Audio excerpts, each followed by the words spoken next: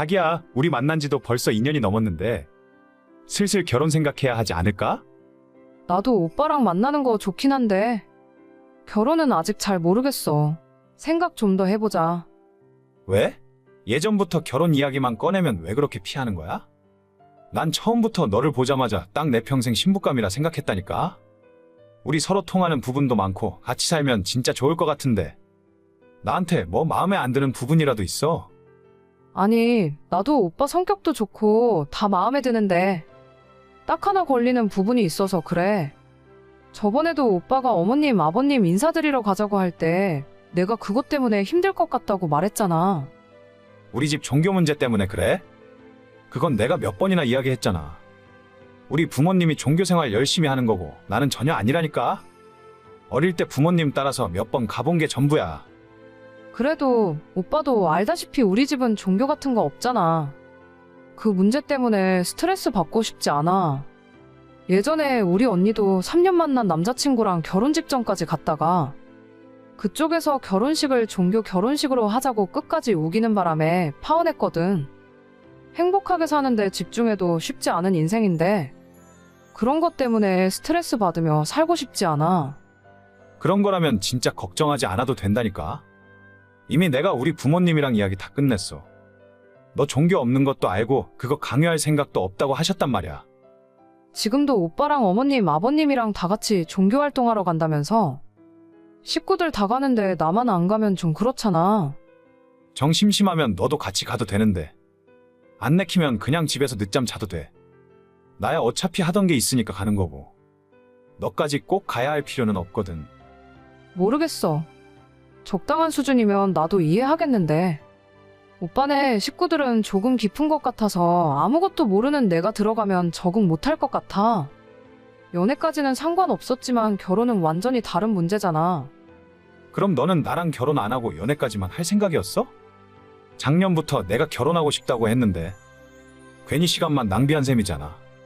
그건 아니지. 나도 오빠가 좋아서 만난 건데.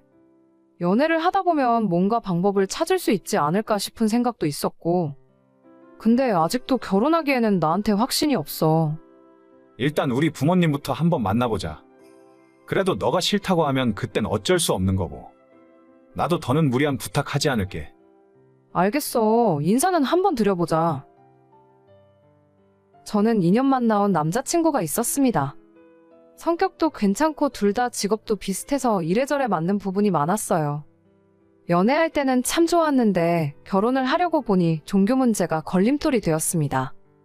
저희 집안에는 부모님부터 전부 아무런 종교가 없는 무교 집안이고 남자친구는 특정 종교의 신앙심이 아주 깊은 것 같더라고요. 처음 만날 때는 몰랐었는데 연애하고 반년 정도 지나고 나니 일요일에는 일찍 만날 수가 없는 겁니다.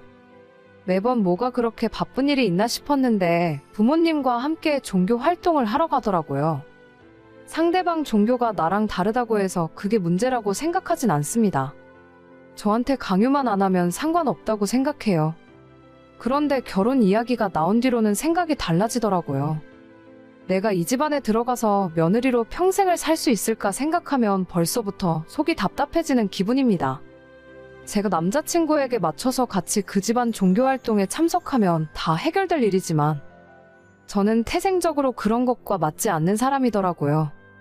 그래도 속는 셈치고 한번 부모님께 인사를 드리러 갔는데 어머님, 아버님 모두 인상이 너무 좋았고 절대 종교생활 강요하지 않겠다고 말씀을 하셨어요. 그 말에 완전히 속아 넘어가서 얼마 후 상견례까지 마치고 본격적으로 결혼 준비를 진행하게 되었습니다. 그럼 식은 3월에 하기로 결정한 거야? 어머님, 아버님도 3월 괜찮으시대? 3월도 좋지 뭐. 완전 추울 때도 아니니까. 4월, 5월에 했으면 더 좋았을 텐데 예식장에 자리가 없으니까 어쩔 수 없는 거지. 그러게 좋은 날짜는 진짜 예약하기 힘들더라.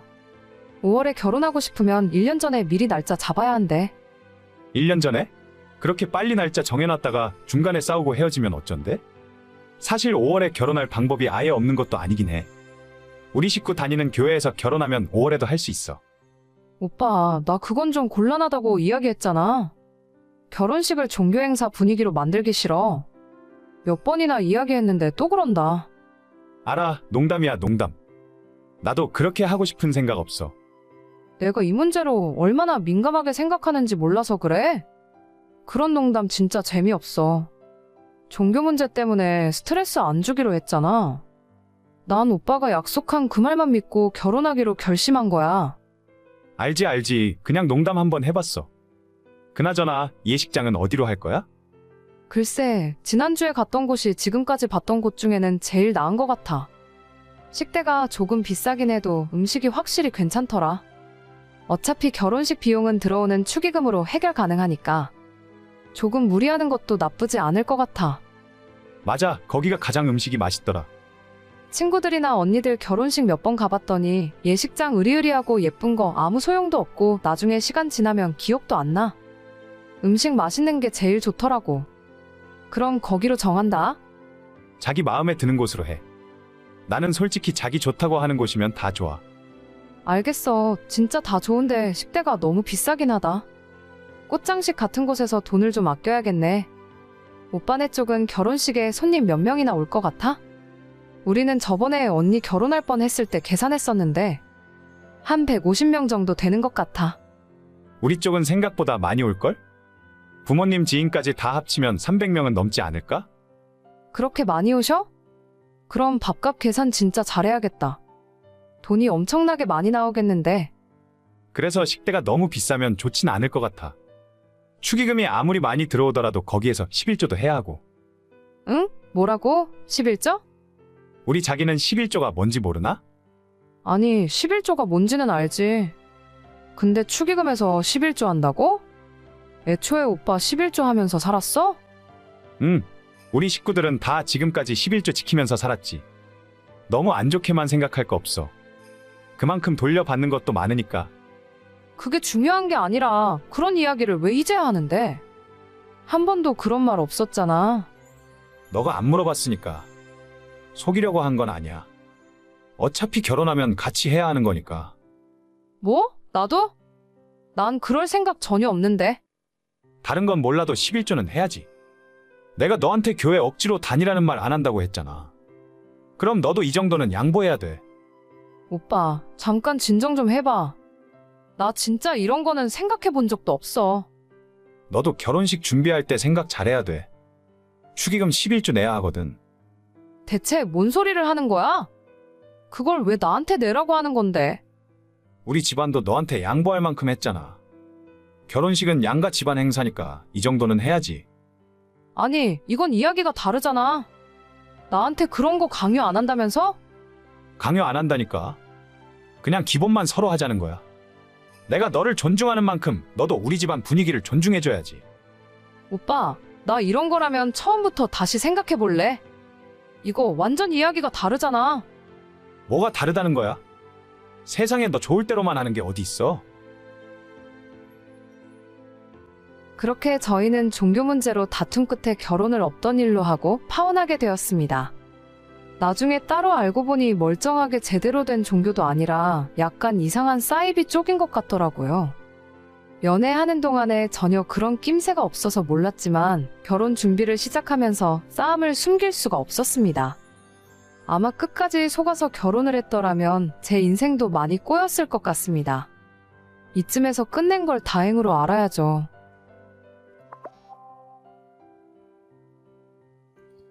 엄마, 주말에 영화 보러 갈래? 엄마 좋아할 만한 영화가 극장에 개봉했다던데? 내가 영화도 쏘고 맛있는 것도 사줄게. 얘는 내가 가긴 어딜 가니? 순산이 애 봐줘야지. 둘째까지는 그래도 봐줄만 했는데 셋째 낳고 난 뒤로는 나도 너무 힘들어. 아니, 언니네 애를 왜 맨날 엄마가 다 봐주는데? 언니 보고 알아서 하라 그래. 애 안 봐주면 울고불고 난리를 치는데 나라고 별 수 있냐? 한 달에 20일을 애를 맡겨놓으면서 씹먹고 살기 힘들다고 용돈도 안 주는데 애들이 우리 집 와서 먹어대는 건 생각도 안 하는 애야. 처음엔 손자 손녀 이뻐서 봐준다고 했는데 내가 큰 실수했지 뭐니? 나도 지금까지 엄마한테 애 봐달라 소리 거의 한 적 없는데 언니는 진짜 애도 너무하네. 언니 시댁에 애 맡기라고 그래. 말도 마라. 지네 시어머니는 허리가 아프고 무릎이 아프다고 애 못 봐준다면서 내가 아픈 건 생각도 안 하는 년이야 아주. 이참에 집 팔고 멀리 이사를 가버리던지 해야지 그냥. 엄마, 있어봐. 내가 언니랑 이야기 좀 해볼게. 괜히 니들끼리 싸우지 말고 그냥 가만히 있어. 나도 하는 데까지만 하다가 못 버티겠으면 진짜 이사 갈 생각이니까. 3살짜리 딸 하나 키우고 있는 30대 중반의 여자입니다. 저희 언니는 저보다 2살 많은데 시집을 조금 일찍 가서 벌써 조카가 셋이에요. 첫째는 7살, 둘째는 5살, 그리고 마지막으로 셋째가 2살입니다. 이런 말을 하면 안 되는데 그래도 언니네 식구를 보면 옛날 흥분의 집이 떠올라요. 형부는 지역에 있는 작은 생산직 공장을 다니고 밤낮 없이 일해서 250만 원 정도 벌어온다고 하더라고요. 저희 언니는 첫째 낳은 뒤로 쭉 집에서 살림하면서 애를 키우는데 사실 250만 원 정도면 애 하나 키우면서 살기에도 많이 팍팍한 수입이라 생각해요. 하지만 둘째 낳았을 때도 친정엄마랑 제가 걱정을 많이 했었고 마지막 셋째 낳았을 때는 거의 졸도할 지경이었어요. 능력도 없는 사람들이 무슨 애를 계획도 없이 계속 낳는 건지. 저희 친정도 엄마 혼자서 사시기 때문에 경제적으로 많이 힘든 상황이고 언니의 시부모들도 도움은커녕 오히려 생활비를 보조해드려야 할 정도로 형편이 어렵다고 들었어요. 옛말에 누울 자리를 보고 다리를 뻗으랬다고 주변 상황이 이 정도로 어려우면 아이는 그만 낳고 언니까지 나가서 일을 해야 할 거 아닙니까? 제대로 키우지도 못할 애들을 셋이나 낳아놓고 애들 봐야 한다면서 일도 안 해요. 게다가 틈만 나면 힘들다고 친정엄마한테 아이들을 다 맡겨버리니까 엄마도 원래 하고 계시던 일도 제대로 못하고 집에서 애나 보고 있어야 하죠. 엄마한테 애 맡겨놨으면 용돈이나 제대로 주던가 자기 먹고 살기 힘들다고 용돈 한 번 제대로 준 적도 없습니다. 언니, 진짜 해도 너무하는 거 아니야?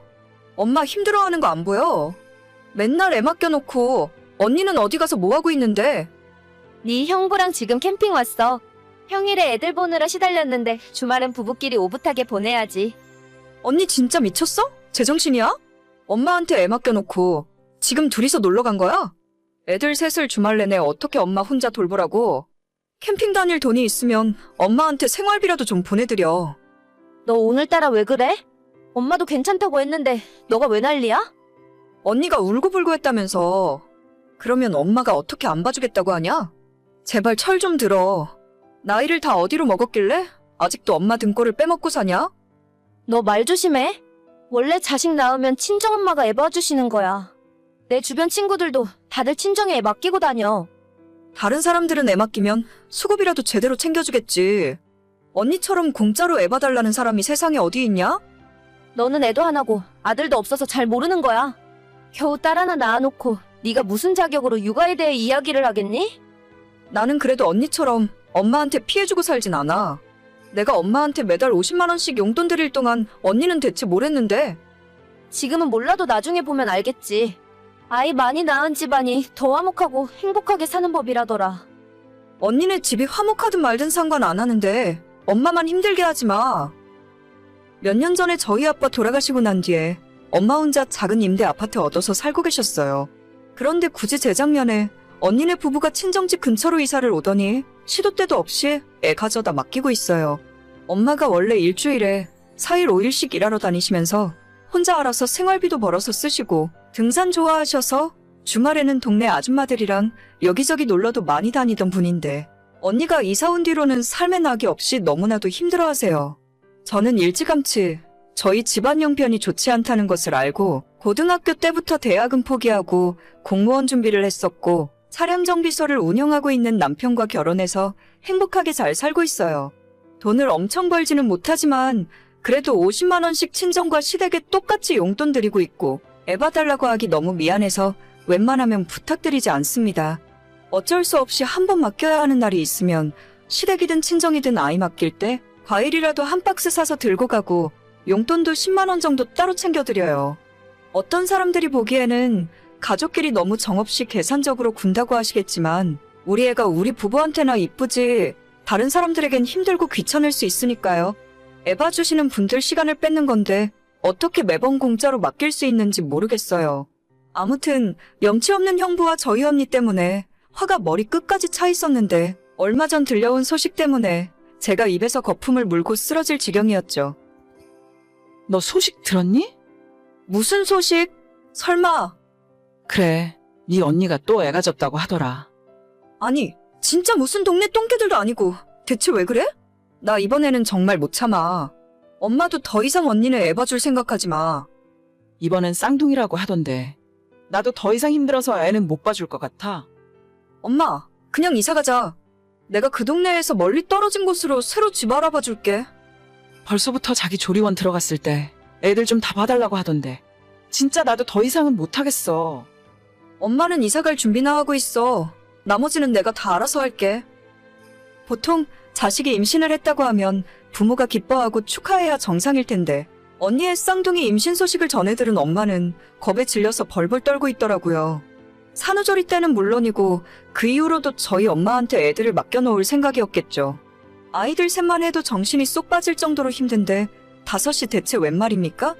바로 언니한테 연락을 해서 친정에 애 맡길 생각은 하지도 말라 했습니다. 언니, 또 애가 졌다면서? 이번에는 쌍둥이야? 어제 병원 갔다 왔는데 쌍둥이라고 하더라. 원래 애를 많이 낳다 보면 쌍둥이가 들어설 확률이 높아진대. 진짜 대단하다.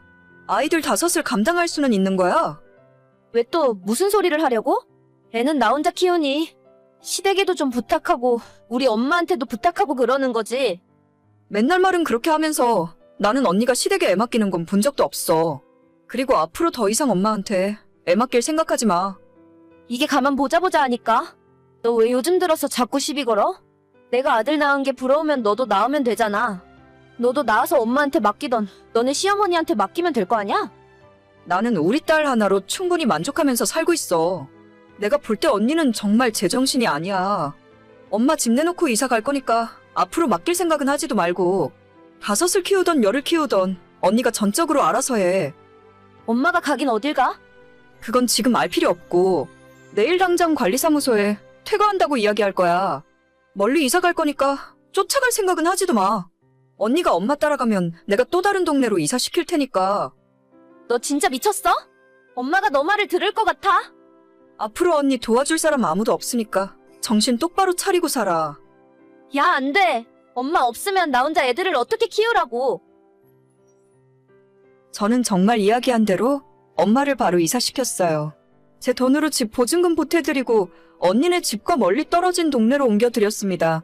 엄마는 처음에는 언니한테 미안하다며 불편해하셨지만 금방 적응하셨고 이제는 다시 예전처럼 일도 하고 동네 아주머니들과 주말에 놀러도 가시더라고요.